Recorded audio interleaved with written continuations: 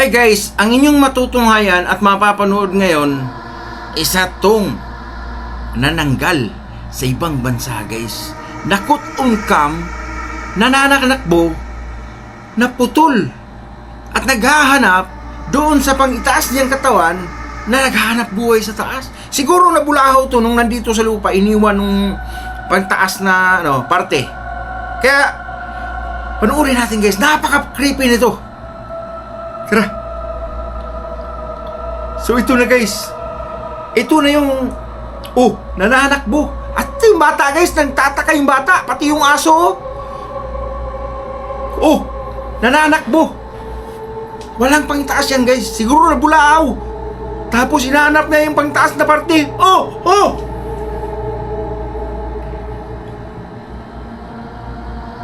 Kita nyo?